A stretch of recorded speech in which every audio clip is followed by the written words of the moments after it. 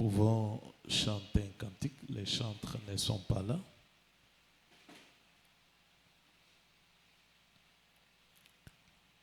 On peut nous entonner. J'ai trouvé en Jésus l'ami qui est toute chose pour moi. Nous allons chanter avec des voix méditatives. Tutaimba na masauti ya mafikiri.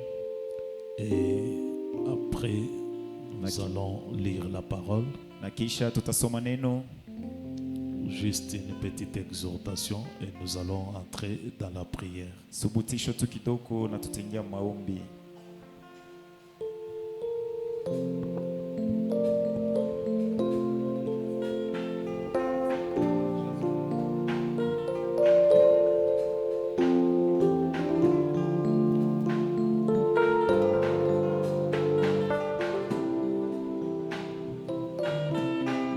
J'ai trouvé en Jésus l'ami qui est toute chose pour moi. C'est le plus beau d'entre 10 000 pour mon âme. Il est l'hélice de la vallée et en lui seul j'ai tout. Ma purification et ma guérison, chantant mon réconfort dans les peines. Oh oui, appui dans les tourments, il m'invite à lui confier chaque souci. La brillante étoile du matin, l'hélice de la vallée, c'est le plus beau d'entre 10 000. Chantons mon réconfort dans les peines. Ce soir, appui dans les tourments, il m'invite à lui confier chaque souci. Alléluia, la brillante étoile du matin, l'hélice de la vallée, c'est le plus beau d'entre 10 000. Jésus, il a prié pour porter sur lui tous mes soucis et peines, ma tout forte puissance dans les tentations. Oh oui, pour lui, j'ai tout abandonné et ôté de mon cœur mes idoles par sa puissance. Chantons même si les mondes m'abandonnent, c'est soit où que Satan m'étend, par Jésus j'atteindrai sûrement le but. Alléluia, la brillante étoile du matin, l'hélice de la vallée, c'est le plus beau d'entre 10 000 mon âme. Il ne me quittera jamais et me laissera ici tant que j'ai la foi et fais sa volonté. Un mille défaites autour de moi, maintenant je ne crains rien. Mon âme affamée s'est nourrie. Chantons et nous ravis dans la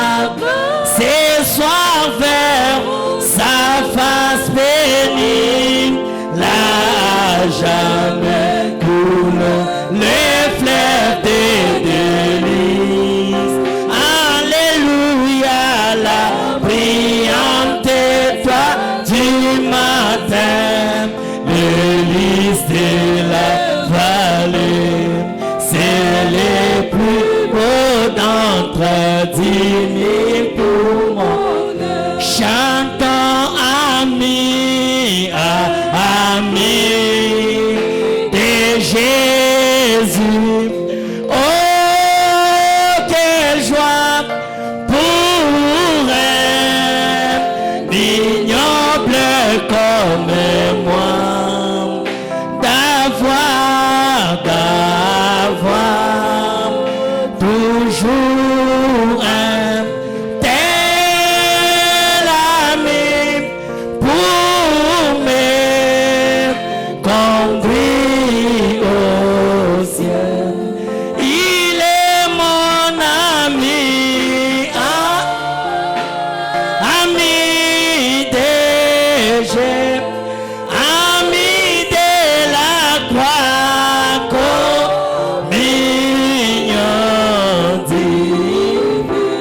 Oui, communion céleste, oh, quelle bénie douce communion.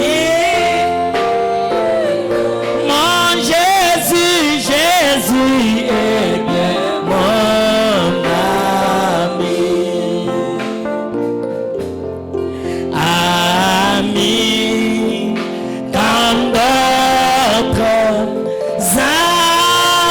amitiés, c'est ça où me déçoit. Ami, ami, qui me donne joie et paix. Ami, quand vient l'ennemi, il est mon ami, ami de Jésus, ami de la croix, communion divine, communion céleste, oh, quelle bénie douce communion. Jésus est bien mon ami. Un ami dans la maladie, et quand approche la mort, ami, ami, quand je passe la vallée, il met des mangours. Il est mon ami, ami de Jésus, ami de la croix, communion divine, communion céleste, oh, quelle bénie douce communion.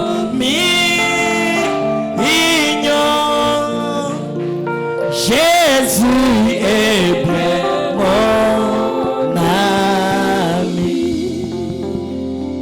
Amen. Vous pouvez vous tenir debout. Unaweza kushimama. Nous allons lire l'écriture que nous sommes en train de lire. Tutasoma andiko ile tuko nasoma hii mashiku. Romains 10, Waroma 10 9 jusqu'à 10. kenda mpaka 10.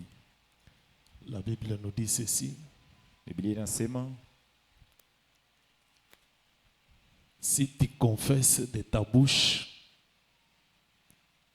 le Seigneur Jésus, et si tu crois dans ton cœur que Dieu l'a ressuscité des morts, tu seras sauvé. Car c'est en croyant du cœur que qu'on parvient à la justice, et c'est en confessant de la bouche qu'on parvient au salut, selon ce que dit l'Écriture. Amen. Pouvez vous asseoir. unaweza kuikala. Pendant que vous êtes assis, nous allons prendre 2 Corinthiens 4. Wakati mnaisha kala taiba wa Korinto 4.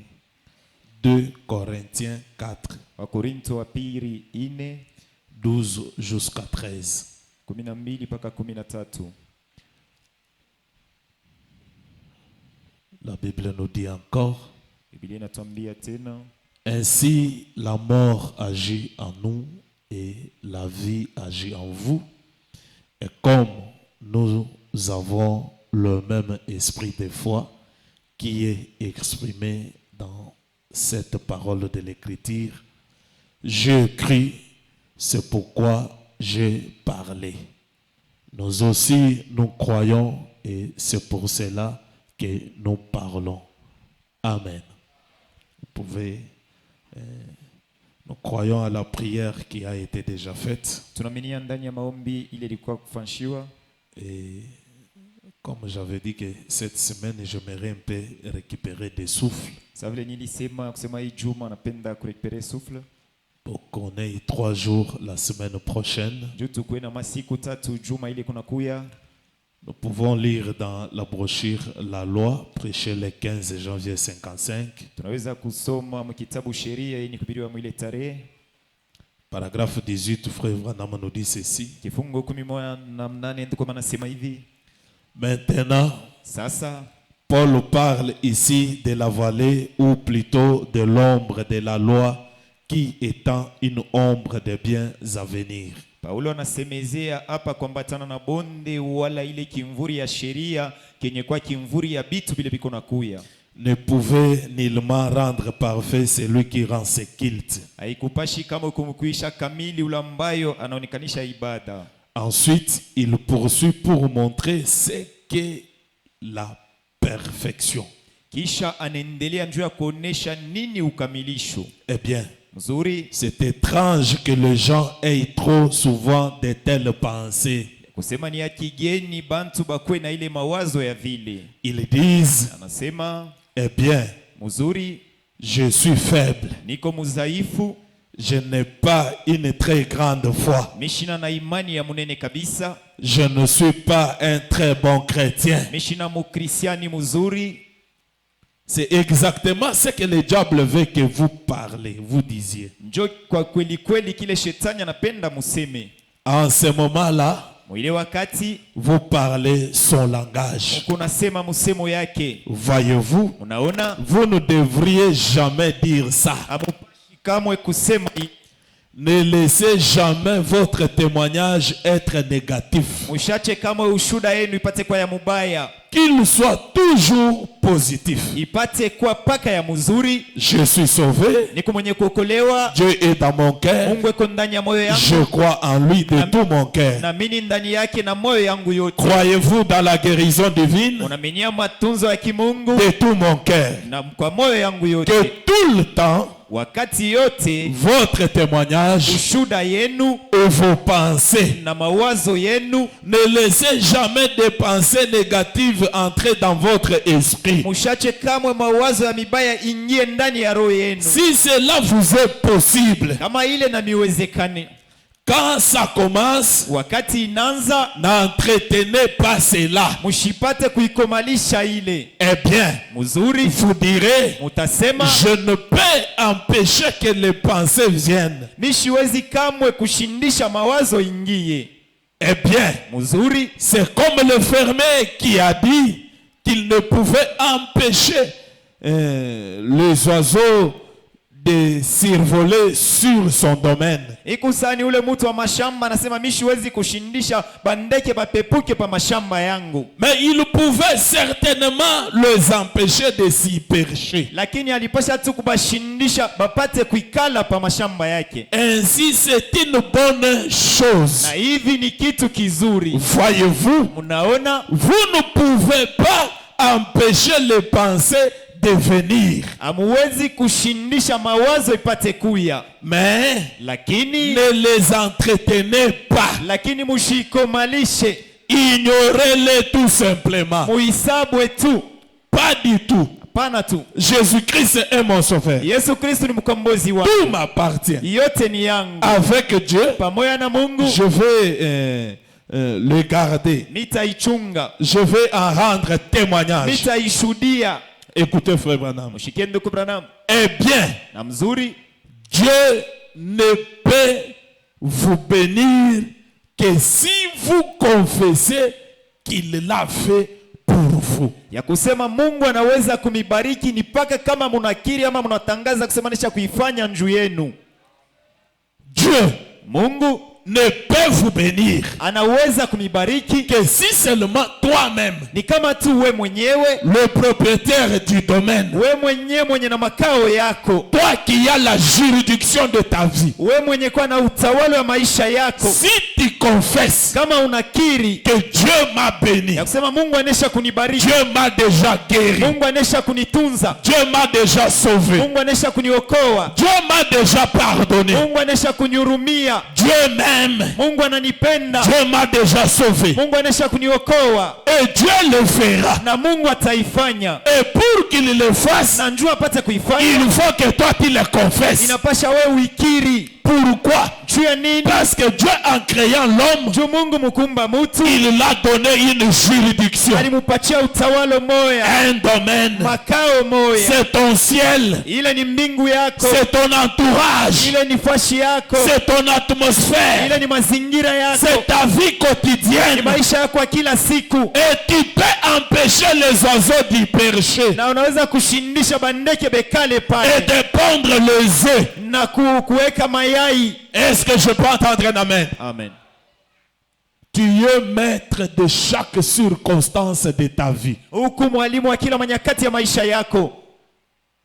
Dieu, en créant l'homme, Mungu mukumba mutu il lui a créé alimuumba étant maître de toutes circonstances, mwenye kwa mwalimu wa manyakati yote, bonne ou ya mauvaise, mzuri wala ya mubaya. qui en est le maître. Wewe ndio unakuwa mwalimu. Donnez-moi un amen. Amen. Si tu es pauvre, Kama tu es souffrier, huku tu akutesa, es pécheur, huku mtenda tu en dhambi, es le maître wewe toi-même. huku mwalimu peke yako. Donnez-moi un amen. Amen.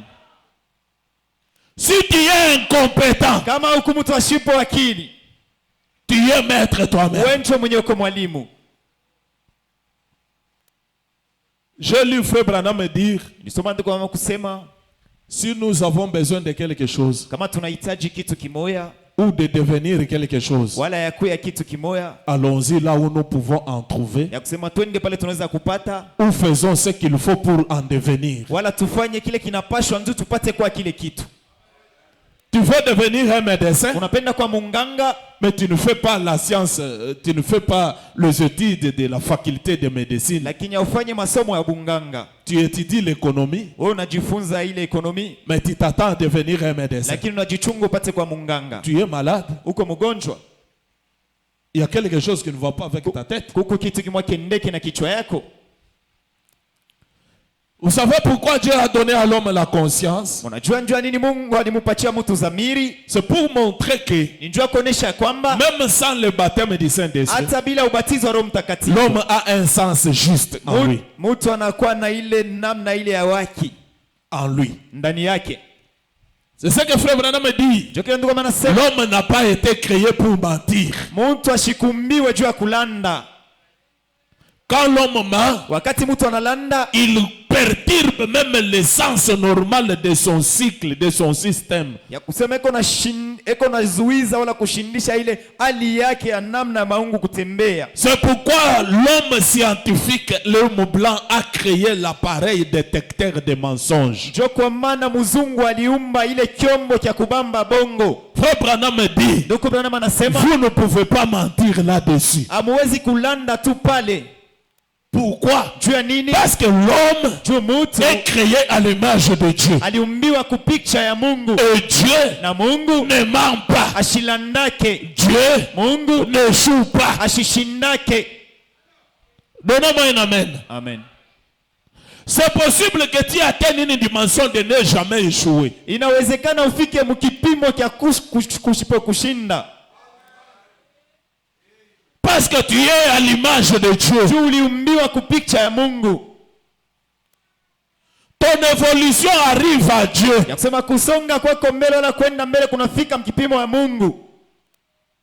Et chaque fois qu'on ment, Na kila mara tunalanda, On perturbe même le système du corps. ya kusema tunashindisha hata hii matengenezo ya mwili.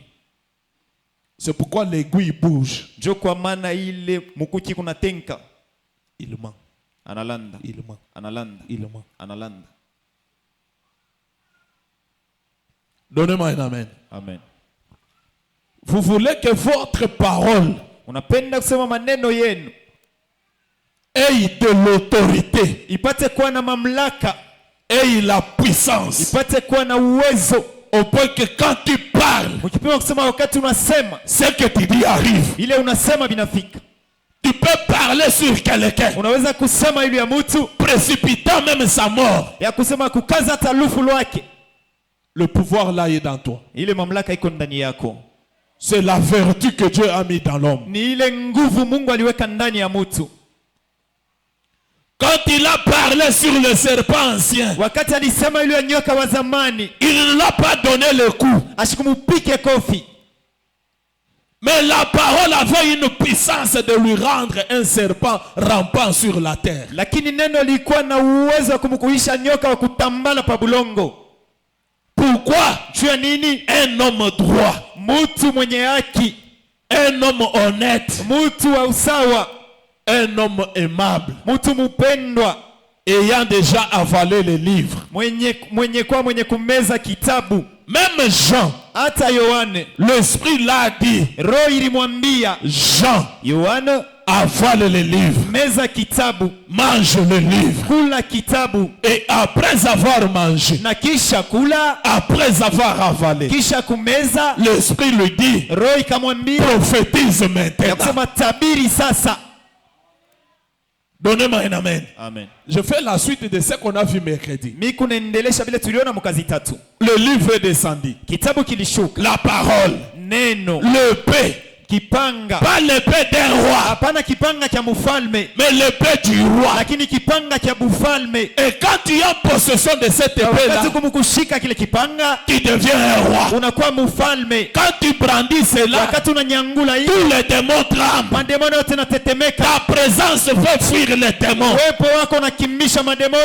Pourquoi? Juu ya nini? Tu es en possession de l'épée du roi. Huku mwenye kushika kipanga ya bufalme, Et cette épée-là, na ile kipanga c'est la parole. ni neno. Pas n'importe quelle parole. Hapana neno yoyote. C'est le message prêché par William Marion Ni Branham. ujumbe wenye kuhubiriwa kupitia William Marion Branham. En écoutant ce message, Kushikia hii ujumbe, nous accumulons la parole en nous. tuko naongeza neno Nous ndani yetu. mangeons la parole. Tuko nakula Nos neno. âmes mangent la parole. Nafsi yetu inakula neno. Est-ce que je peux entendre un amen? Amen. Plus ton âme mange la parole, Zaidi nafsi plus yako tu inakula deviens neno. la parole. Zaidi unakuwa Et neno. quand tu Na parles, wakati c'est la unasema, divinité qui parle. Mungu unasema.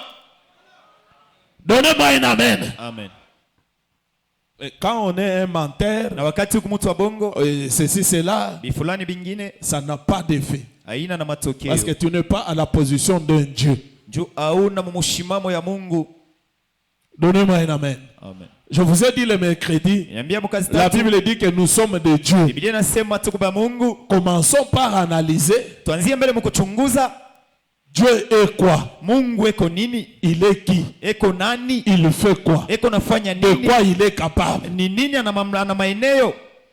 Il vit comment Dieu? Eko naishi namna gani ye Mungu? Et adaptons-nous à cela. Na tupate kujipanga kuile. Et une fois qu'on a cette position, Na mara moja tuko na ile mshimamo. chaque parole vivante de Dieu, chaque promesse sera une réalité dans notre vie. Kila malako itakuwa ukweli mu maisha yetu. Amen. Amen. Tu as une juridiction. Huko na utawala mwa fulani. Tu as un domaine. Una makao moya. Tu ne peux pas empêcher les pensées de venir. Hauwezi kushindisha mawazo ipate kuya. Mais tu peux empêcher les pensées de demeurer. Lakini Ou tu peux les empêcher à s'entretenir avec. Lakini unaweza kuishindisha ipate kukomala. Tu ne peux pas mûrir avec ça. Hauwezi kuikomalisha. Ça vient, Inakuya tu refoules. na unaisukuma. Ça vient, Unakuya tu refoules. unaitosha. Pourquoi? Jua nini? Parce que si ça demeure, Juu wakati ile na tu dumu t'entretiens avec, unaikomalisha ça ile. entre dans la mémoire. Inaingia mule mémoire. Est-ce que je peux entendre un amen? Amen. Je vous donne le devoir d'aller lire la brochure de ces revêtures de toutes les armes du salut. C'est la partie que je devais entamer, mais Je me sens déjà fatigué. Branham, la Bible dit, vous devez avoir le casque du salut, vous devez avoir toutes ces armures-là. C'est important pour le combat. Parce que le combat que nous menons, ce n'est pas contre la chair, c'est contre les esprits. Et le champ de bataille, c'est dans la pensée. Si l'homme échoue, c'est à partir de la pensée. Si l'homme réussit, c'est à partir de la pensée. La victoire commence ici. L'échec commence ici. Donnez-moi un amen. Amen. C'est pourquoi la Bible nous recommande, ayez en vous le pensée qui était en Christ. Et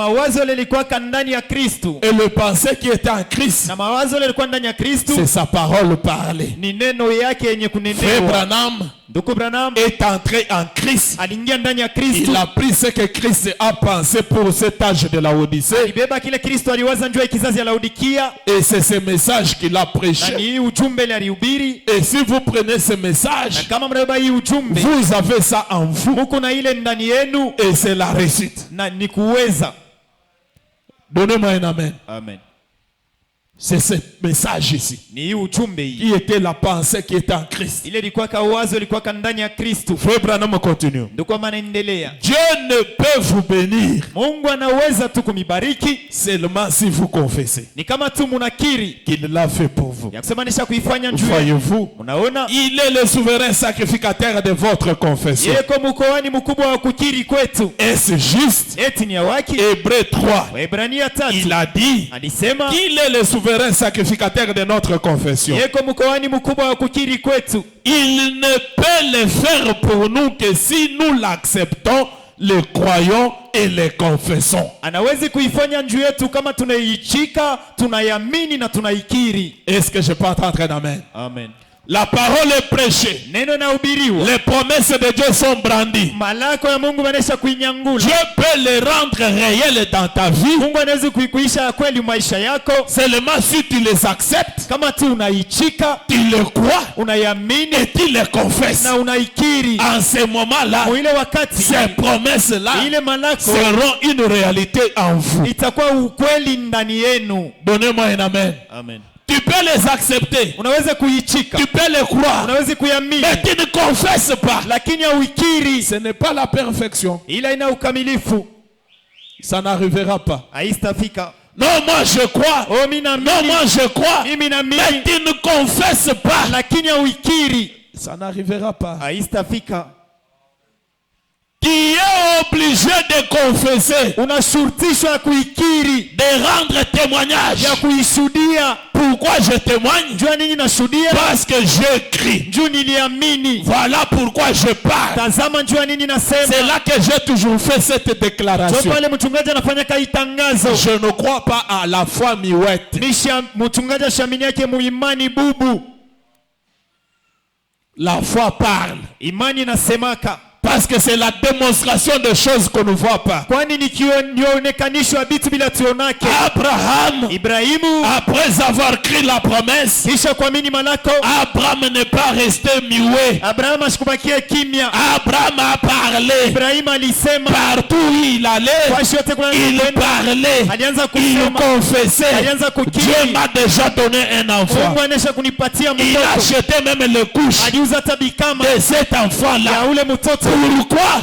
Parce qu'il croyait. La foi en action. Et Branham dit, quand vous le faites ainsi, la loi de Dieu, la parole de Dieu amènera chaque circonstance à se concorder à ce que vous confessez. Donnez-moi un amen. Amen. Il ne faut pas avoir honte de Dieu. Il ne faut pas avoir honte de bénédiction de Dieu. Il ne faut pas avoir honte de la guérison de Dieu. J'ai reçu jeudi au bureau un frère qui est venu Mchungaji alipokea jeudi kuhubiriwa ndugu mwalikuya. Il me dit, Anamwambia, pasteur, pendant ces 3 jours, mchungaji kadiri ya masiku 3, Dieu m'a guéri d'une manière instantanée. Mungu alinitunza mnamna moya pale pale. Je faisais quelque chose dessus ce quoi-là. Nianza kufanya Et kitu ça kimoja. l'avait tapé dans l'œil. Ilimpika mricho. Et il est resté pendant un temps, son œil là ne voyait pas correctement. Alibakia kadiri wakati mwa richo yake haikuanze kuona mzuri. S'il fermait l'autre œil, Kama nafunga richo limoja, ici il voit flou. huku kwingine shone mzuri. Mais pendant ces 3 jours, Lakini kadiri ya masiku le 3, frère me témoigne, il dit, ndugu anashuhudia anasema pendant qu'on priait, wakati ile wanaanza pendant kuomba, que je déclarais les wakati promesses, anaanza kutangaza lui maneno, faisait que croire yeye anaanza pa kwa avec les yeux fermés, pamoja na macho yenye mais il a vu une lumière, lakini aliona nuru comme moja l'ampoule ici, sawa ile ampuli venir dans son œil. inakuwa muricho yake, Et quand il a ouvert l'œil, na wakati alifungula il n'a hicho pas vu cette lumière. ashikone ile mwangaza, En sortant, na mkutoka l'œil commençait à faire couler comme les larmes. richo lianza kuvisha sa machozi, Et après un temps, na kisha wakati ce qu'il ne voyait pas correctement, là, ila shikwenze kona il a mzuri, commencé à voir correctement. anaanza kona mzuri, Il peut fermer l'autre œil anaweza kufunga ile et voir jicho correctement avec l'autre. kona mzuri na ili. Je lui ai dit, frère, Nimwambia ndugu, passe devant l'église et témoigner. pita kumbele kanisa ushuhudie. Tu viens me dire, moi, Unakuwa kumwambia ce n'est mchungaji, pas moi qui t'ai guéri, haina mchungaji c'est Dieu alikutunza, qui t'a ni guéri. Mungu njoo Rends alikutunza. témoignage de ce Dieu-là. Shuhudia ule Mungu ule. Au pasteur, Oh pastor, je n'ai pas le courage de me tenir devant les gens. sina na udari ya kusimama mbele Moi, ya je me watu. pose la question. Mimi najiuliza swali, Comment tu peux avoir honte de Dieu? namna gani unaweza kuwa na aya ya Mungu? Dieu n'est pas venu nous donner la honte, Mungu ashukue kutupatia aya ni l'échec. wala kushinda, Il est venu nous donner la capacité, alikuwa tupatia du maeneo, courage udari et la réussite. na kuweza. Donnez-moi un amen. Amen. Dieu fait certaines choses dans la simplicité. Mungu anafanyaka vitu vingine muunyenyekevu, Et c'était ça sa requête. na ile ndio ilikuwa ombi yake, Et quel a été son défi? na ile upinganisho wake ilikuwa ni Si nini? cet homme est réellement un homme de Dieu, Kama huyu mtu kwa kweli ni mtu wa Mungu, Seigneur, guéris-moi. Bwana unitunze. C'était ça sa requête. Ile ndio ilikuwa ombi yake, Et il avait ça dans son cœur. na alikuwa na ile ndani ya moyo yake Dans l'expectative, mkuchunga. Frère Branham me dit, Ndio maana nasema on reçoit de Dieu tunapokeaka kutoka que kwa ce Mungu qu'on s'entend de lui. mpaka vile tu kunachunga vitatoka kwake. Même ce soir, Hata tu imangani vas recevoir Utapokea. seulement ce à quoi tu t'attends de lui. mpaka vile kunachunga vile atakupatia. Tu ne peux rien recevoir de Dieu Hawezi kupokea kitu sans kutoka kwa Mungu s'attendre à quelque chose. bila wewe kuchunga kitu Il kimoja. t'attend à quoi de la part de Dieu? Unajichunga kunini kutoka kwa Mungu? Rien. Hakuna kitu. Un homme sans projet, Mtu bila un homme sans objectif, mtu bila il kifukuzio, se réveille le matin analamuka comme asubuhi un clochard, sawa mule toka il dort comme un clochard. analala sawa wa Même kulomba. Dieu ne sait pas quoi faire pour toi. Hata Mungu ashiyu atafanya nini juu La yako? Bible dit, Biblia inasema fais-moi connaître tes projets sema, unifanye niwe mapa yako dans des prières, ndani ya dans maombi, des supplications. ndani ya C'est Dieu kulomba. qui fera accomplir ça. Mungu ndio atatimiza ile. Et tu ne peux pas faire connaître tes projets à Dieu Hawezi kumjulisha Mungu mapa ayant la yako bouche fermée. yenye kuwa na kinywa cha kufunga. Non, Hapana. je dois le confesser. Napesha kuikiri, Seigneur, Bwana, j'aimerais ceci, napenda j'aimerais fulani, cela, napenda j'aimerais fulani, faire ceci, napenda kufanya j'aimerais fulani, faire cela. napenda Et kufanya quand fulani. je Na parle, wakati ce natangaza n'est pas moi, haina mie, c'est la divinité qui parle. ni Mungu buko nasema, Et c'est la divinité qui a créé le monde na ni entier. Mungu ndio aliumba ulimwengu mzima. Ça amènera cela à se matérialiser. Itapeleka ile pate kuonekanika. Donnez-moi un amen. Amen. Pourquoi je parle? Jua nini Parce nasema? que je crois. Tunaamini. Vous ne parlez pas Amuseme mwe. parce que vous ne croyez pas. Jua muamini. Frère Branham me dit ceci. Ndugu Branham anasema hivi. Dans la brochure Jéhovah Jireh, Ndani ya kitabu Yehova Jireh. prêché le 12 mars 63, Yenye 61. yenye kuhubiriwa mwile tarehe. Je vous ai lu ça le mercredi, paragraphe 70. Tusomea ile mkazi tatu kifungo Il makumi dit saba. ceci. Anasema hivi. Eh bien, Mzuri il est ici dans son église aujourd'hui. eko hapa mukanisa yake leo. Fait chair dans son église. Mwenye kujifanya mwili ndani ya kanisa yake. Certainement, Kwa haki yake Elohim. Elohim Eh bien, mzuri. oh, Oh, si seulement vous pouvez vous rendre compte que vous les hommes, vous avez été créés pour être de Dieu amateur. Kama mnaweza tu kufika mkipimo wa kutambua kusema mwe bantu mliumbiwa njua kwa ba Mungu bakidoko, Vous êtes un fils de Dieu. uko mwana wa Mungu, Vous êtes un héritier de Dieu. uko muriti wa Mungu, Et vous avez un domaine. na una makao moya. Genèse 1:26. Mwanzo wa kwanza 26. Il lui a donné la domination sur toutes choses sur terre. Alimupatia utawala ule wa vitu vyote vya dunia. Il a fait de lui un Dieu sur la terre. Alimufanya mtu Mungu pa dunia. Il pouvait parler aux arbres. Alipasha kusema kumichi, Déplace-toi, déplace-toi. tukunika pale, Déracine-toi de là et sois planté ici. tukunika pale na uteshewa pale, Au vent et aux vagues. kumpepo na kule kumawimbi. Silence. Kimya, Et il se taisait. na ilianza kuikala kimya. Il était Dieu. Alikuweka Mungu, Un Dieu amateur. Mungu wa mtoto, Un fils de Dieu. mwana wa Mungu, Comme vous êtes le fils de votre père. sawa vile muku batoto wa baba yenu. Et le monde entier gémit, Na dunia muzima yote konalia attendant la manifestation du Fils de Dieu, kuchunga onekanisho wa wana wa Mungu, attendant que l'Église regagne sa place, kuchunga kanisa irudie pafashi yayo, que le Fils de Dieu soit manifesté, wana wa Mungu wapate kuonekanishwa, attendant cette heure-là, kuchunga ile wakati, l'espérance qui ne trompe pas. tumaini ambayo ilandaki. Mais je devais simplement le dire. Na nilipasha tu kuisema, Voyez, naona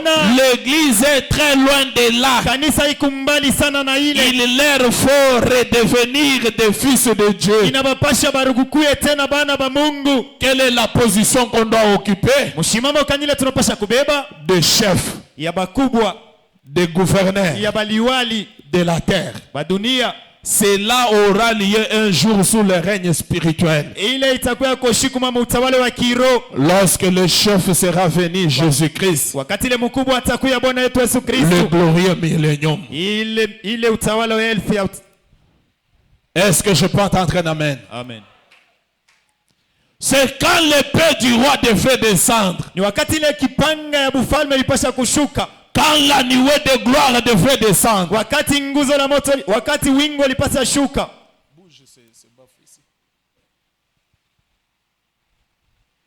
Non, comme ça. Frère Branham dit, Ndoko Branham anasema à la descente de la nuée de gloire, kushuka kwa wingu ya utukufu, l'ange puissant descend malaika wa uwezo unashuka avec le livre ouvert. na kitabu kenye kufungulika. Le pouvoir qui était contenu dans le livre, Mamlaka yote ile ilikuwa ndani ya kitabu. c'est ce que Adam avait perdu dans le jardin Jo ile d'Éden. Adamu alipoteshaka mshamba la Il Edeni, pouvait commander la nature. alipasha kuamria ulimwengu, Il pouvait dire à l'arbre, alipasha kuambia muchi, déracine-toi d'ici tukunika pale et plante-toi là-bas. na uteshiwa pale. L'arbre l'obéit. Ile muchi na muti, Cette vertu-là, ile nguvu, cette puissance-là, ile uwezo était contenue dans le livre de sept sceaux, ilikuwa ndani ya kitabu cha mihuri saba, le livre de la rédemption. kitabu cha ukombozi. Donnez-moi un amen. Amen. Et quand Adam a connu la chute, Na wakati Adamu alianguka, la nature s'est révoltée contre lui. ulimwengu lilitomboka kupingana na Adamu. Ce pouvoir-là l'a quitté. Ile mamlaka ile limutoka. Donnez-moi un amen. Amen. Il est resté comme un homme ordinaire. Alibakia sa mtu wa kawaida. Mais en ces temps du soir, Lakini mwi wakati ya ce magharibi, message de Frère Branham hii ujumbe ya ndugu Branham est venu nous faire un retour en Éden. ilikuwa kuturudisha muedeni, Est venu nous redonner la position que Adam avait perdue. inakuwa kuturudishia mshimamo ile Adamu alipoteshaka. C'est pourquoi nous avons vu un Adam restauré aujourd'hui. Ndio kwa maana tuliona Adamu mwenye kurudishwa upya Il leo. pouvait commander la nature. Alipasha kuamria Et la ulimwengu. nature l'obéissait. Ulimwengu na mutii.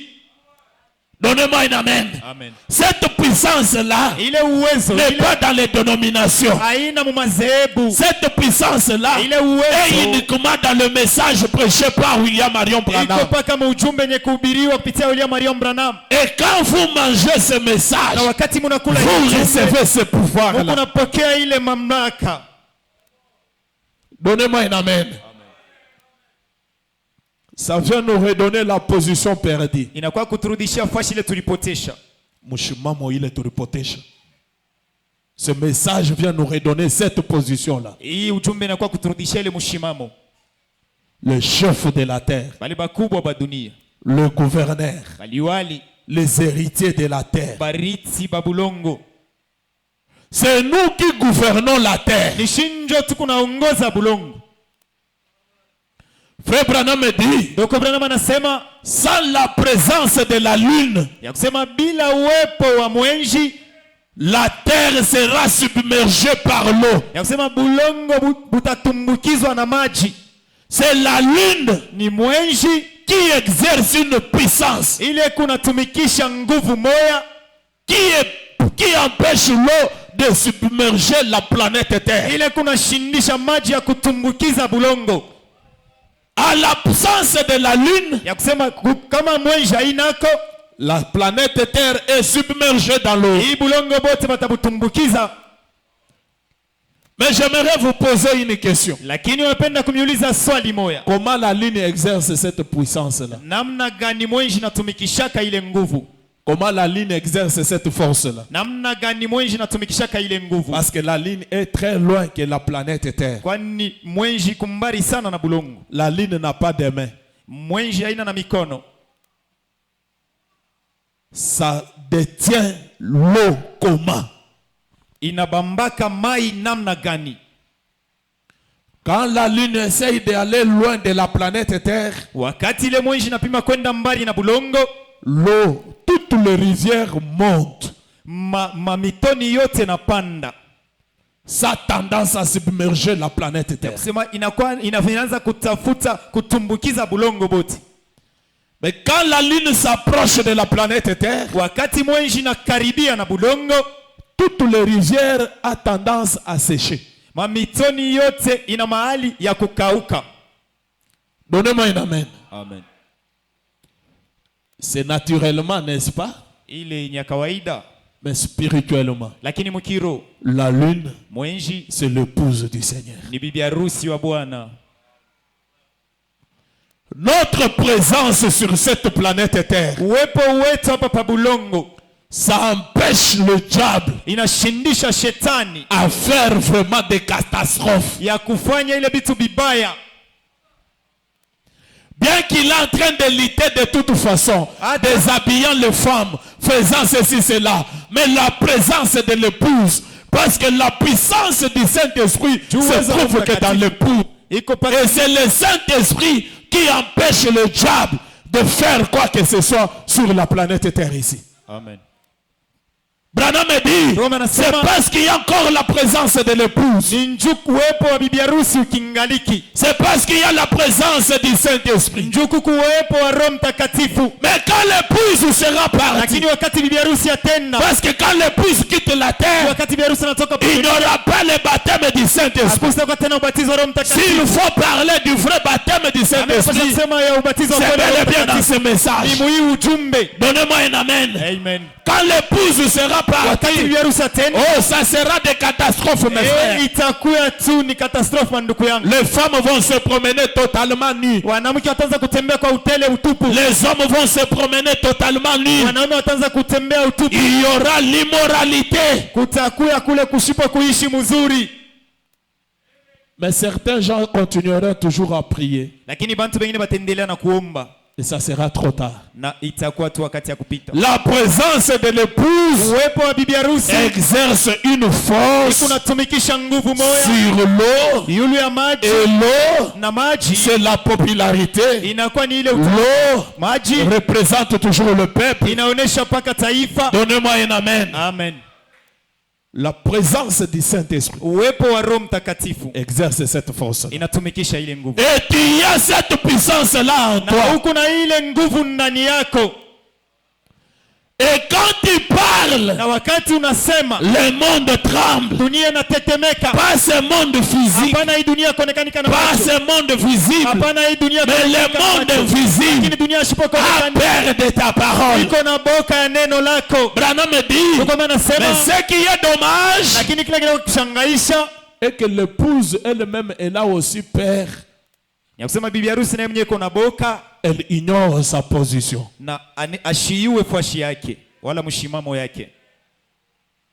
Elle ignore sa position. ashiiwe mshimamo yake, Elle ignore son autorité. ashiiwe mamlaka yake. Frère Branham dit ceci. Ndoko Branham anasema hivi, Amène les gens à croire. ndani yapeleka batu baamini. Prêché le 17 août 52. Yenye kubiriwa mwile tarehe, Paragraphe 5. kifungo 5. Frère Branham nous dit ceci. Ndoko Branham anasema hivi, Que le Seigneur bénisse sa parole. na Bwana bariki neno lake. Eh bien, Mzuri, Élie n'était pas un ange. Eliya shikuku yake malaika. J'aimerais vous amener à connaître votre position. Napenda kumipeleka ya kutambua mshimamo yenu. Élie n'était pas un ange. Eliya shikuku yake malaika, Il était un homme. alikuwa kama mtu, Et il avait ses hauts et ses bas. alikuwa na vibaya vyake na vizuri Et vyake, ses problèmes comme nous. na mambo yake sawa Et shie, il avait ses passions. na alikuwa kana mania yake. La Bible dit qu'il était un homme sujet aux passions. Biblia inasema alikuwa ni mtu, alikuwa na mania yake. Il était un homme sujet aux passions. Alikuwa kama mtu mwenye alikuwa na mania yake, Sujet aux passions comme nous. mwenye alikuwa na kituo cha mania sawa Il shie. était sujet aux Na erreurs. wewe aliitwa wala alikuwa na kituo cha Comme makosa vous et moi. sawa mwe na shie. Il était aussi sujet à faire du mal comme vous et moi. Alikuwa na kituo cha kufanya vibaya sawa shie na mweye.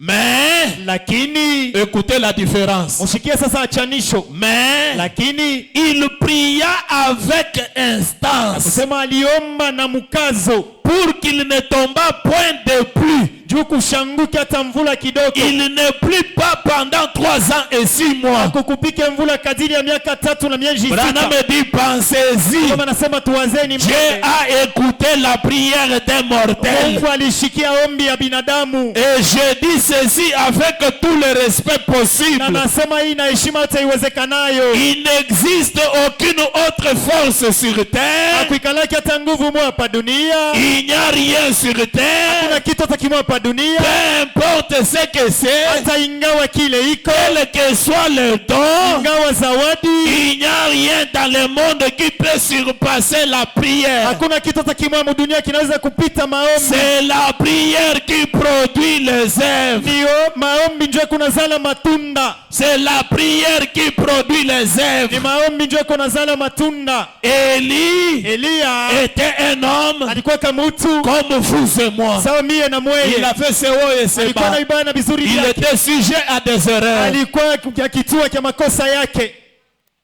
Il commettait des erreurs. Alianza kufanya makosa Et c'était une erreur. na ilikuwa ni kosa, On appelle ça erreur wanaita ile kosa parce qu'il pouvait se repentir, juu alipasha kutubu, demander pardon kulomba et msamaha mettre sa vie en ordre. na kutengeneza maisha yake, S'aligner du côté de la parole. kujipanga kungambo ya C'est neno. en ce moment-là que c'est une erreur. Ndio mwile wakati ni kosa. Donnez-moi un amen. Amen. Mais si cela n'est pas arrangé, Lakini ile kama si uitengeneze, cela n'est pas confessé, kama ile si auikiri, cela n'est pas arrangé du côté de la kama ile parole, uitengeneze kungambo ya ce neno, n'est pas une erreur, haina kosa, c'est un péché. lakini ni zambi. Et Dieu n'exauce pas la prière de Na pécheur. Mungu ashijibwake kwa maombi ya watenda zambi. Donnez-moi un amen. Amen. Je me suis heurté contre une pierre. Nilijibuntula kuribwe, J'ai titubé un peu. nilipempa kidogo, Même si je suis tombé, hata kama nilianguka, je me suis relevé nililamuka et je me suis arrangé na nilijitengeneza du côté de la parole ngambo ya neno et je continue la marche. na niendelea na mwenendo. Je demande pardon Nalomba msamaha à qui j'ai offensé. kwa ule ambaye nilikosea, Je restitue ce que j'ai volé. narudisha kile miliiba. La repentance du vol, c'est la restitution, Kuki- la restauration plutôt. Kukiri kwa bwishi ni kwenda kurudisha. Je t'avais volé le téléphone, Nilikuibaka simu, pardonne-moi. unyurumie, Voilà ton téléphone. beba simu yako yoyi. Il y a des sœurs ici qui gardent même les assiettes dans leur maison qui ne les appartiennent pas. Kuku badada benachunga hata mansani mwa nyumba yabo ila haina yabo. Elle part au fait, Anaenda en karamu, quittant au fait, kutoka elle mkaramu, quitte avec les assiettes anatoka na et mansani les gobelets na et les mankopo casseroles. na biungu, Elle a déjà mis ça chez lui. anesha kweka ile kwake, C'est devenu pour elle. binakuwa byake. Et elle sert l'homme à manger. Na ena L'homme mange, bwana anakula, ne connaissant pas d'où vient des casseroles. ashiiwe wapi kunatoka bile biungu. S'il faut te repentir, Kama inapasha kutubu, va retourner ces casseroles. wendo karudishe bile biungu vya Ne benyewe. viens pas demander pardon ici. Ushikwe kulomba msamaha huku, Tu demandes pardon à Dieu unalomba msamaha kwa Mungu parce que j'ai volé. njoo niliiba. Oui. Ndiyo. À qui? Kwa nani? À frère. Kwa ndugu. Je pars auprès de lui. Mimi nenda pembeni Je yake. lui dis, Namwambia, je t'avais volé. nilikuibaka. Voilà ce que je t'avais volé. Tazama kile nilikuibaka. Pardonne-moi. Unyurumie. Là, ta repentance Pale kukiri kwako est parfaite. ikukamili.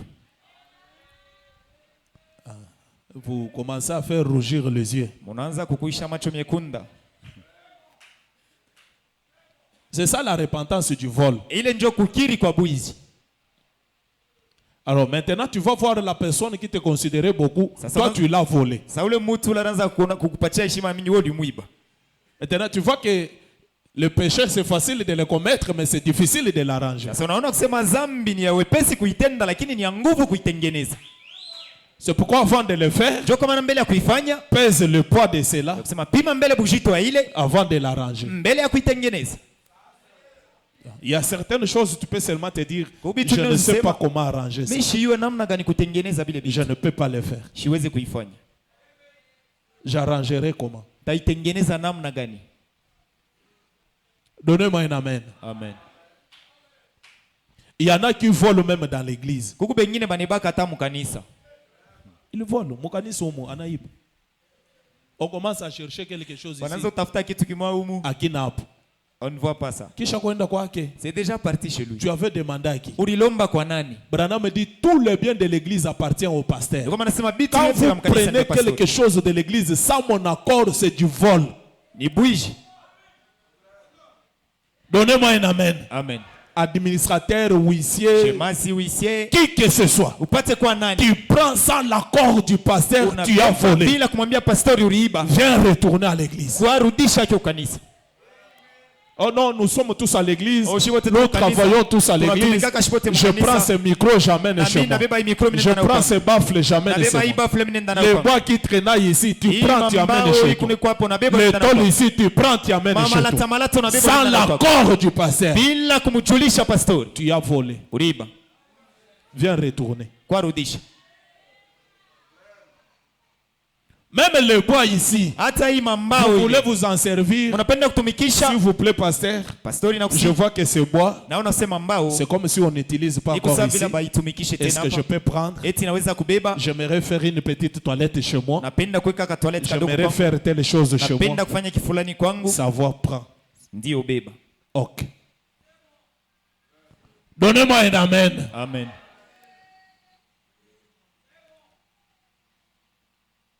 Mais vous prenez, Lakini muku nabeba, le pasteur ne connaît pas. pasteur ashiwi.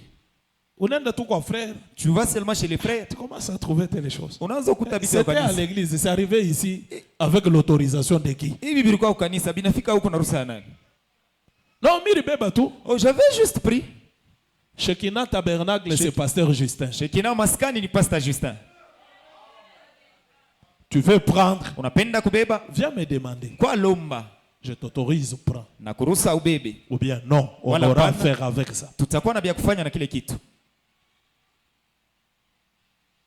C'est ça la parole. Ile njo neno.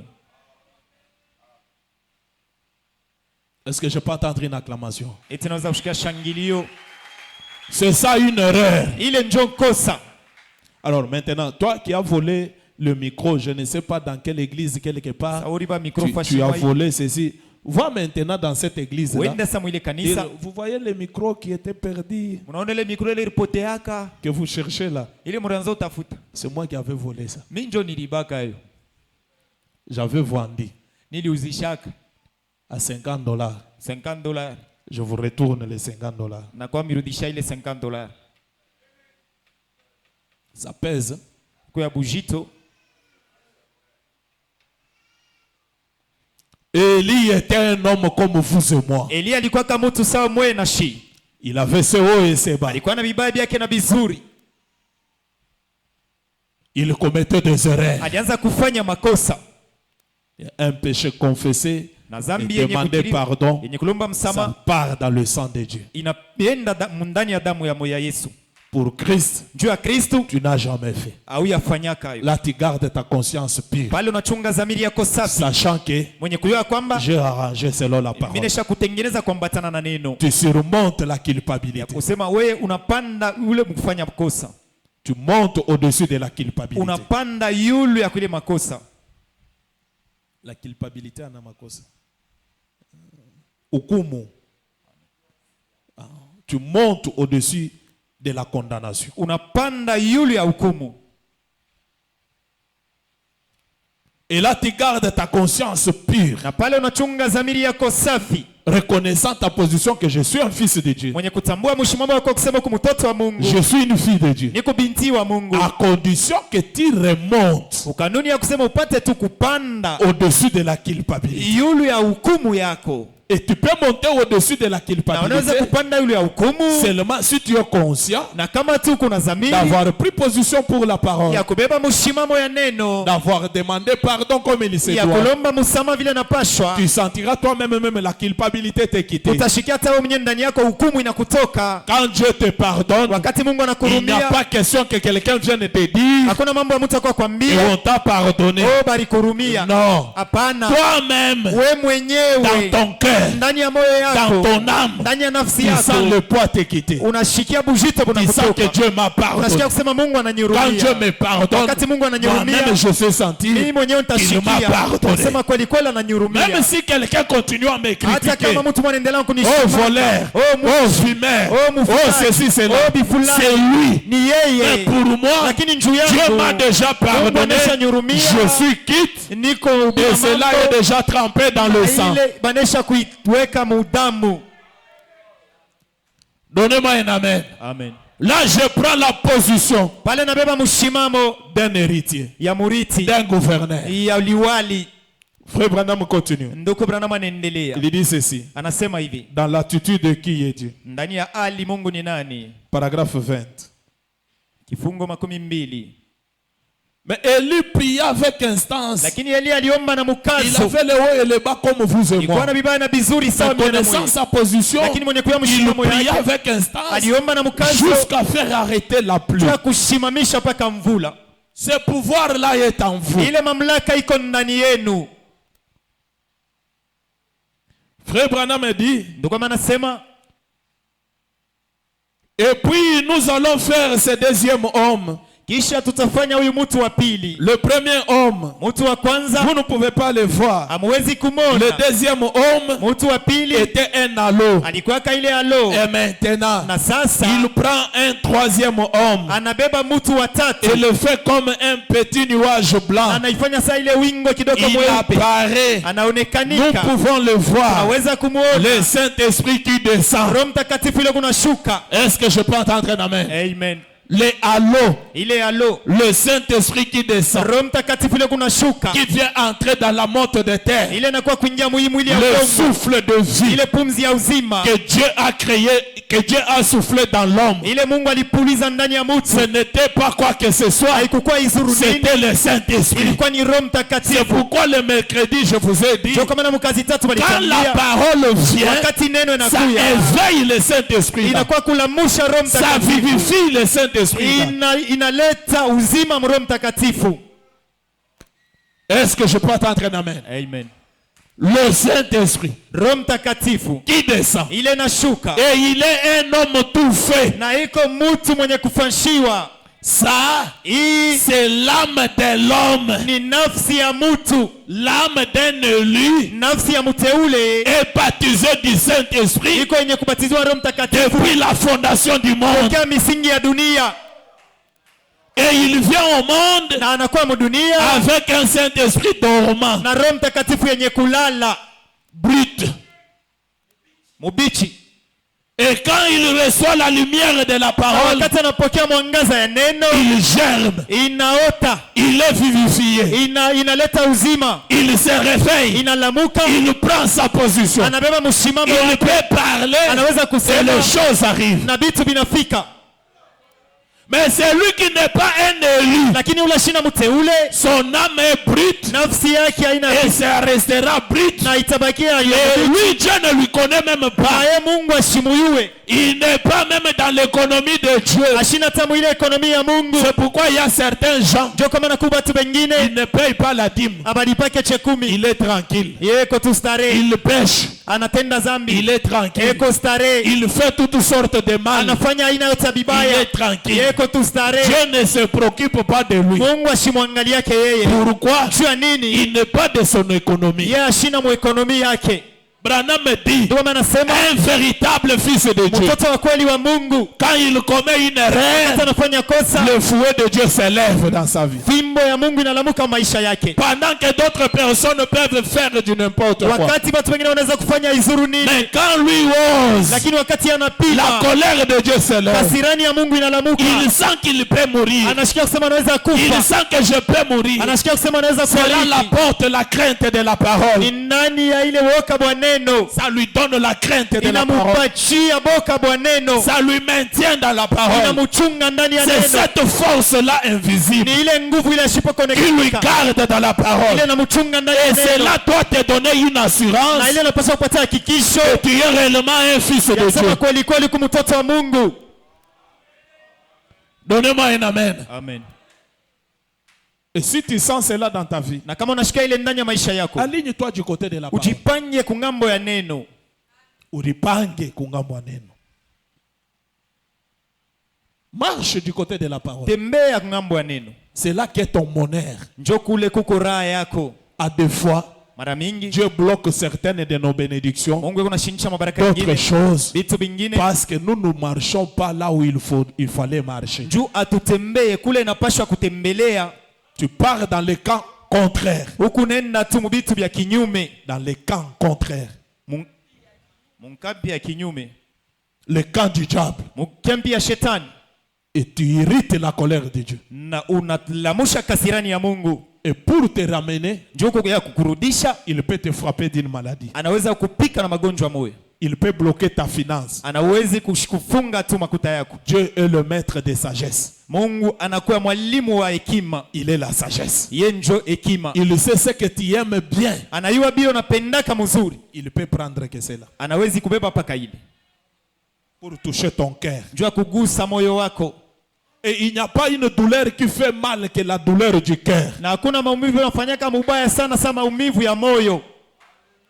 Dieu peut te toucher le cœur. Mungu anaweza kugusa kumoyo, Et quand il te touche le na cœur, wakati anagusa kumoyo, là tu ne peux pas résister. pale huwezi kama kushimama. Là même s'il n'y a pas veillé, Pale hata hakuna kukesha, l'homme viendra veiller ici lui-même. mtu atakuwa kulala hapa yeye Vous lui mwenyewe. retrouvez la nuit. Njoo utamkuta bushiku. Oh Seigneur. Oh Bwana, Oh Dieu. oh Il me Mungu, plaît. oh, Mais konari. que tes larmes là aient une conscience. Lakini ile machozi yako ikuwe na dhamiri.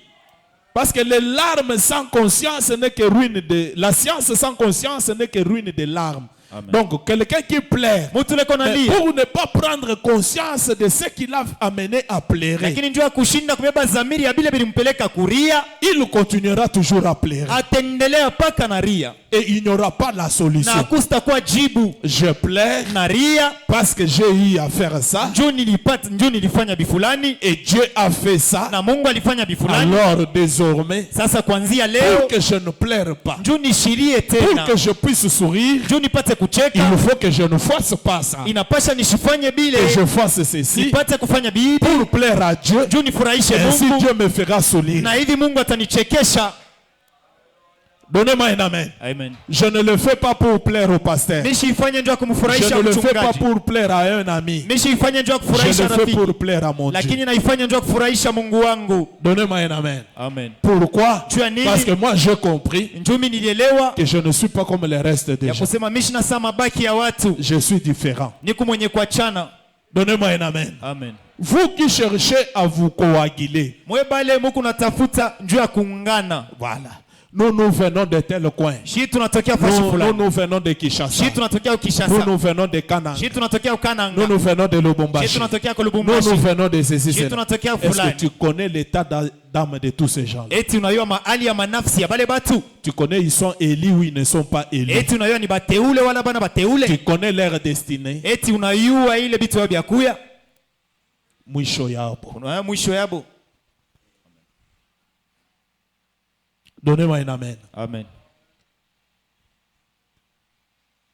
C'est pourquoi Branham interdit de mauvaises compagnies. Njoo maana ndugu Branham anakatala bali barafiki babaya. Tu ne dois pas avoir des amis païens. Hauwezi kuwa na barafiki bapagano. Un frère qui me dit, non, pasteur, Ndugu ananiambia, quand je suis pastor, avec les païens, à wakati des fois na je n'ai wapagani, pas de problème. mara nyingine Quand mimi je suis avec des frères, wakati na je mandugu, rencontre des problèmes. mpaka na mambo. Non, il y a quelque chose qui ne va pas Kuku avec toi. kitu kimwa kendeke na wewe. La lumière et les ténèbres ne peuvent pas cohabiter ensemble. Nuru na giza Dis-moi hizi seulement pamoja. que je suis un païen. Uniambie Voilà tasema pourquoi je m'entends avec les Ndio kwa païens. maana napatanaka paka na bapagano. Donnez-moi un amen. Amen. Est-ce que je peux attendre une Eti acclamation? tunaweza kushika shangilio. Non, dis-moi que je suis un païen. Uniambia sasa niko mpagano. Voilà pourquoi je m'entends facilement avec les Ndio païens. kwa maana napatanaka mzuri na bapagano. Frère Branham me dit, Ndio maana nasema et il est un homme tout fait. na yeko mtu mwenye kufanishiwa mutele. Ça, c'est l'âme de l'homme. Ile ni nafsi ya mtu. Elle est donc éternelle. Iko hivi ya milele. Et après que cet homme eut péché, Kisha ule mtu kutenda dhambi, il a gâché cette âme. aliharibisha ile nafsi. Les ténèbres, l'obscurité y est entrée. Ya kusema ile ngiza iliingia. Et alors Dieu est descendu. Sasa Mungu alishuka. Il a vécu dans l'homme. Aliishi ndani ya mtu. Il a souffert avec l'homme. Aliteswa na mtu. Et il a racheté l'homme. Alikombola mtu. Et le Saint-Esprit entre dans l'homme. Na Roho Mtakatifu inaingia ndani ya mtu. Et ôte de lui cette obscurité et le péché. Na inatosha ile giza na dhambi ndani Et yake. il les ramène dans une communion parfaite. Na inamrudisha muushiriki kamilifu. Une partie de Dieu. Sehemu ya Mungu. Et maintenant, Na sasa nous par le sang de Christ, shie kupitia damu ya Kristo qui nous purifie du péché, ile natutakasa kutoka dhambi. nous devenons des fils et des filles de Dieu. Tunakuwa wana na wabinti wa Mungu. Qui est Dieu? Mungu ni nani? C'est celui qui s'est tenu là Ni ule alishimama et pale. qui a de ses mains sorti des étoiles Na ule mumikono yake mlitoka manyota. et a amené le monde à l'existence. Alileta dunia ikuweko. Et il a fait des choses invisibles. Alifanya vitu vya shipo kuonekanika.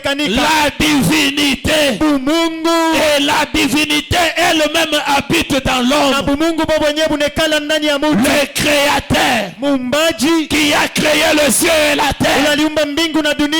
habite dans l'homme. Nekala ndani ya mtu. Est-ce que je peux attendre d'amen? Amen. Frère Branham me dit, Ndugu Branham anasema eh bien, uzuri il n'est pas étonnant que vous les estropiez. aina ya kushangaisha kusema mwe bilema. Une fois que vous en prenez conscience, Mara moja mnabeba zamiri, vous vous redressez. mnasimama. Le créateur est ici. Muumbaji yuko hapa. Il n'est pas étonnant Aina ya que kushangaisha l'aveugle qui ne voyait pas kama voie. kipofu la kwanza kona aone. Le créateur est ici. Muumbaji yuko hapa. Le créateur Muumbaji réalisez angalieni qui vous êtes. kile mwiko. La Bible dit, Biblia inasema nous sommes des fils et des filles de Dieu. kuana na wabinti wa Mungu, Sa descendance. uzao wake. Donc, Hivi bon, nous sommes donc un peu comme Dieu était. tuko sawa vile Mungu alikuya. Jésus lui-même a dit, Yesu Kristo mwenye alisema il est écrit, inanjikiwa vous êtes des dieux. tuko ba Mungu batoto. C'est écrit dans votre loi. Kisha kuandikia msheria Nous yenu. devenons une partie de Dieu, Tunakuwa kipande ya Mungu, un fils de Dieu wana wa Mungu par l'adoption kupitia kutilia à kwa travers Jésus-Christ. kupitia Yesu Kristo. Par conséquent, Kwa matokeo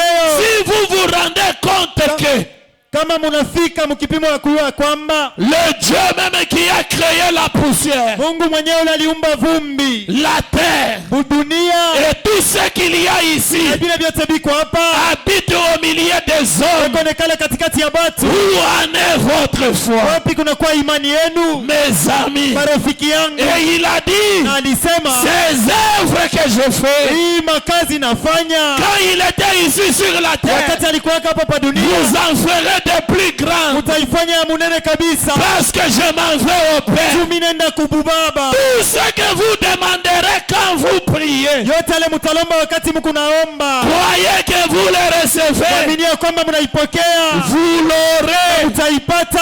C'est le Créateur qui Ni parle. muumbaji ambaye kona sema Est-ce vrai? eti ni kweli. Alors, sasa cela ne repose pas sur lui. ile haina tena yulu yake, Cela repose sur nous. ile iko yulu yetu. Alors, Sasa nous, shie par la communion, kupitia ushiriki, ce que Adam avait perdu par la chute, ile Adamu alipoteshanga kupitia kuanguka, Branham dit, croyez-vous cela? anasema mnaamini ile Ramener l'homme dans la communion avec Dieu. kurudisha mtu muushiriki na Mungu. Bon, l'église a progressé Kanisa ilistawi jusqu'à cette communion avec Dieu. kufika mpaka mwile ushiriki na Mungu. La communion comme Adam l'avait au commencement dans le jardin d'Éden. Ushiriki sawa vile Adamu alikuwa nayo kumwanza mshamba la Edeni. Tout péché ayant été ôté, Dhambi yote yenye kutoshewa, on est libre de la condamnation. tuko huru ya hukumu. Le Saint-Esprit nous purifiant de tout péché. Roho Mtakatifu inatutakasa na dhambi yote. Maintenant, Sasa vous êtes libre de faire le pas suivant en tuko Dieu. huru ya kufanya mwenendo ya pili ndani ya Mungu. Quel est le pas suivant en Dieu? Mwenendo mpya ya pili ndani ya Mungu ni C'est nini? prendre la position du fils adopté. Ni kubeba mshimamo ya mwana mwenye kutiliwa nafasi ya wana, Prononcer la parole kutamka neno et la chose arrive. na kitu kinafika. Est-ce que je peux entendre amen? Amen. Dans la même brochure, Ndani ya kitabu moya moya, paragraphe 11 et 12, kifungo 11:12, Frère Branham me dit, ndugu anasema, paragraphe 11, Frère Branham me dit ceci. ndugu anasema hivi, C'est ça le pas suivant. ile ncho mwenendo wa pili, Hatua ya kufuata. C'est ça le pas suivant. ile njo hatua ya kufuata. Après avoir eu la communion avec Dieu, Kisha kupata ushiriki na nous Mungu, sommes dans le message. tuko ndani ya Nous uchumi, sommes baptisés du tuko kwenye Saint-Esprit. kubatizwa Roho Le Mtakatifu. Saint-Esprit nous purifie de Roho tout Mtakatifu péché. inatutakasa na dhambi Je yote. lisais Frère Branham dire, Naanza kusoma ndugu je kusema, vous lirai cela quand je serai en train de parler sur la piété. atamisomea ile wakati anasema pa utawa. Frère Branham dit, Ndugu un anasema fils de Dieu, mwana wa Mungu baptisé du mwenye Saint-Esprit, kubatizwa Roho il fait la Mtakatifu sanctification lui-même. yeko nafanya utakaso ye mwenyewe. Le Saint-Esprit en lui, Roho Mtakatifu ndani lui yake sanctifie. inamtakasa. Quand il écoute la parole, Atashika neno, il se répand, anatubu, il se met en ordre. anajiweka Il est mtaratibu. comme un aigle. Eko sawa tai. L'aigle, quand il se concentre, Tai wakati anajua l'huile sort de son corps mafuta inatoka mwili yake et ça lave son plumage. na inanawisha mabao yake, Ça nettoie son plumage. inasapisha mabao Il dit de yake. même la colombe. Nasema moya moya na njiwa, La colombe, njiwa l'huile sort de son corps yanatoka mwili yake et ça nettoie son na plumage. inasapisha mabao De yake. même un enfant de Dieu Moya moya na mtoto wa qui est Mungu baptisé du mwenye Saint-Esprit. kubatizwa Roho Mtakatifu, L'huile, c'est le type du Saint-Esprit. ile mafuta ni mfano wa Roho Et Mtakatifu ça sort de toi, na inatoka ndani ça yako, te sanctifie. inakutakasa. Le Saint-Esprit en nous, Roho Mtakatifu nous ndani yetu sanctifions jour et nuit. inatutakasa usiku na Nous mchana. demandons pardon. Tunalomba Nous msamaha, mettons nos vies en ordre. tengeneza maisha Un yetu. enfant de Dieu, Mtoto wa Mungu quand il fait quelque chose de wakati mal, anafanya kitu kibaya, aussitôt fait quelque chose de pale mal, pale anafanya kitu le kibaya, Saint-Esprit lui Roho rattrape. Mtakatifu Il inamwamba, cherche à arranger la anatafuta circonstance. kutengeneza Il ne laisse pas passer le jour. ashache mashiku ipite. Donnez-moi un amen. Amen. Nous nous sanctifions du jour au jour. Kunajitakasa kila siku, Ayant déjà repris cette communion-là, benye kubeba ile ushiriki. Frère Branham dit, nous sommes libres du péché. Anasema tuko huru kutoka Et il dhambi, dit ici, na anasema hapa, et c'est Romain, na ule wa Roma, cet Italien, ule Italien, qu'il fit, quoi qu'il fit, hata vile alikuya a dit, alisema, Seigneur, Bwana, je ne suis pas digne mishi stahili que tu viennes sous mon toit. upate kwa munyumba yangu, Et je m'étais pas non plus jugé digne de venir devant toi. na mie mishi kujihukumu mwenye kustahili njoo nikwe mbele En yako. d'autres termes, Ukusema kwingine, j'ai envoyé ton église à ta rencontre pour te présenter cette requête. nilituma kanisa ikutane na wewe njoo ikwambie hii hitaji, Mais j'ai foi.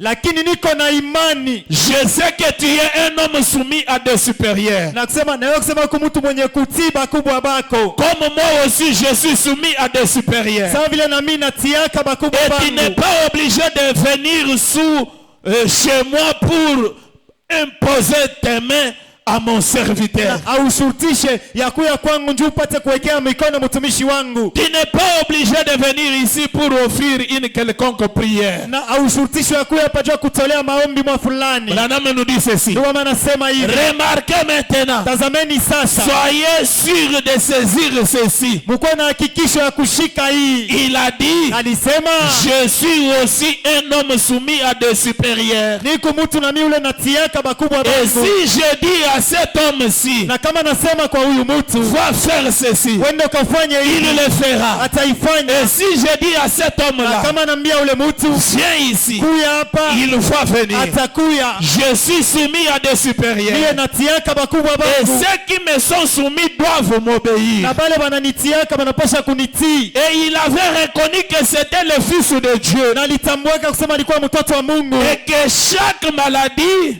Na kila magonjwa, et chaque na démon kila demona, lui était soumis. wanaanza kumutii. Et tout ce qu'il avait à Na faire, bile bete alikuwa ni ya kufanya, c'était prononcer la parole, ilikuwa ni kutamka neno, pas prier, hapana kuomba. simplement prononcer la parole. Kutamka neno tu. C'est tout. Ni Et yote. la chose devait s'accomplir. Na kitu vilipasha kutimilika. Car chaque démon Kwani kila ndemona devait lui obéir. alipasha kumutii. Croyez-vous cela? Eti munamini ile? Croyez-vous cela ce soir? Munamini ile imangaribi? L'assemblée de Branham dit Amen. Maskani ndiko mnasema amina.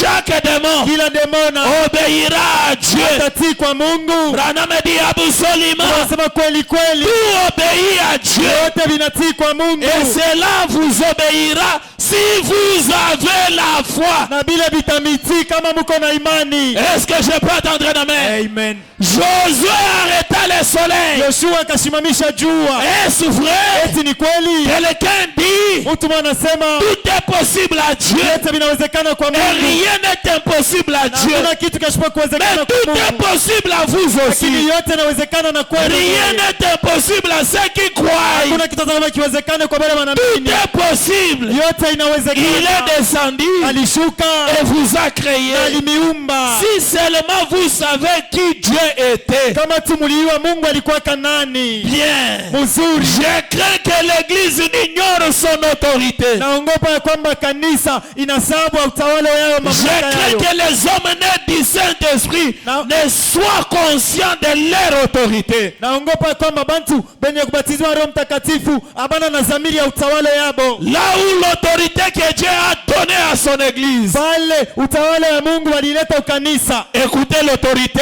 Mushikie utawala. Je vous donnerai les clés du royaume. Tamipatia mafungulo ya ufalme. Tout ce que vous lierez sur la terre Yote vile mtafunga pa dunia sera lié dans le ciel. itafunyiwa mbingu. Tout ce que vous délierez sur la terre Yote vile mtafungula pa dunia sera délié au ciel. atavifungula Je kumbingu.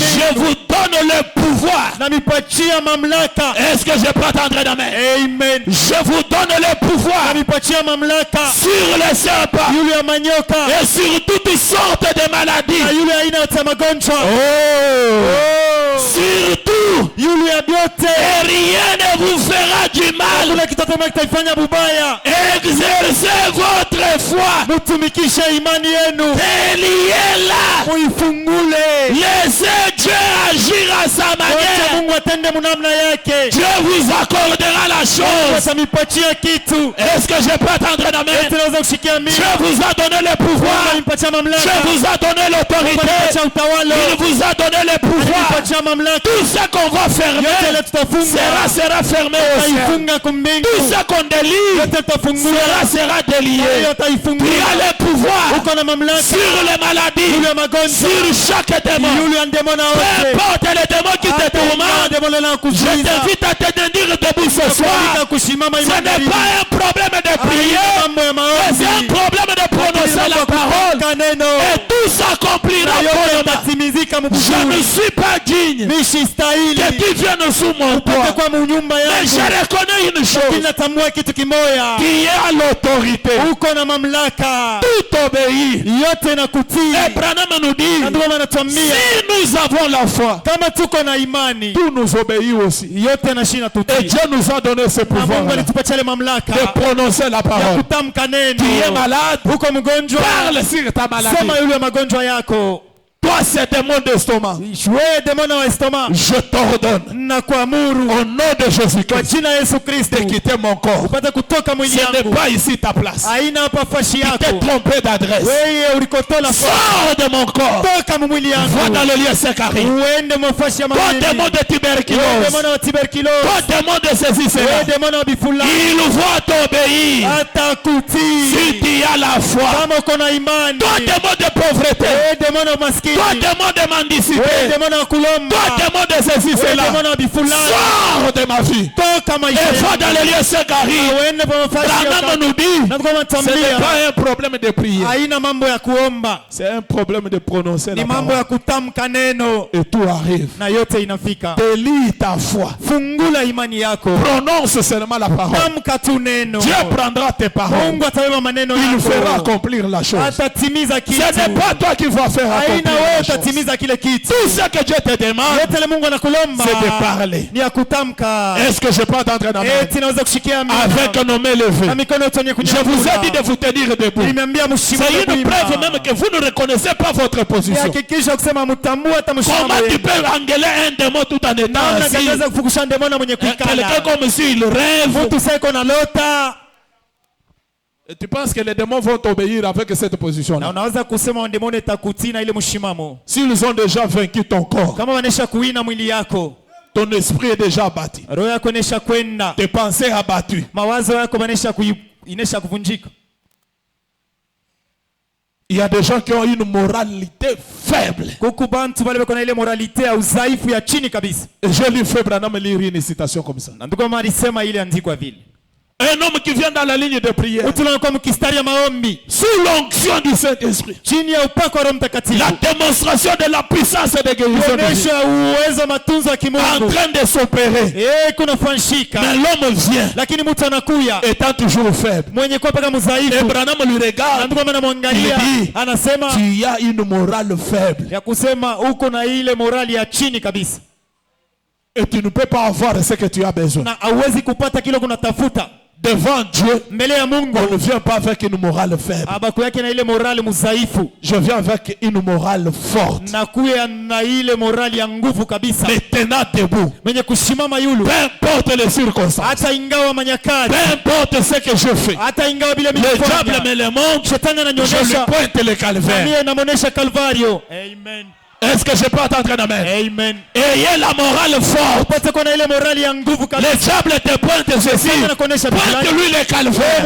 Il y a un homme, Kuko mtu moyo 3 fois saint, mwenye mtakatifu qui est mort à ma Ule place. alikufa kwa fashi Moi yangu. péché. Ndiye mtenda dhambi. Il m'a sauvé par la grâce. Aliokoa kupitia Et neema. c'est lui qui Yeye. m'a donné cette position. Alinipatia hii Et je mshimamo. t'ordonne Na kuamuru en son nom. jina lake. Sors de mon corps. Toka mu mwili yangu. Sors de mon esprit. Toka mu roho yangu. Sors de mon domaine. Toka makao Il n'a yangu. pas droit de traîner dans mon Hauna domaine. haki ya kusimama makao yangu. Je refuse. Nakatala. Je refuse. Nakatala. Avec mon domaine. Pamoja na makao Je yangu. refuse. Nakatala. Dans ma vie. Kwa maisha yangu. Je refuse. Nakatala. Dans mes affaires. Ndani ya biashara. Je refuse. Nakatala. Dans mon foyer. Ndani ya biashara. Je refuse. Nakatala. Dans mon mariage. Ndani ya ndoa yangu. Je refuse. Nakatala. Sors. Toka. La Bible dit, Biblia inasema résistez contre le diable pigane na shetani et il fuira loin de vous. kumbia mbali na mweye. Et pour résister, Kwa kupingana il naye doit avoir une morale forte. unapaswa kuwa na morali ya juu kabisa. Donnez-moi un amen. Amen. Dieu Mungu fera accomplir la chose. atatimiza vitu. Alors que nous chantons, Wakati ile tuko naimba, tout est possible à celui qui croit. yote inawezekana kwa ule anaamini.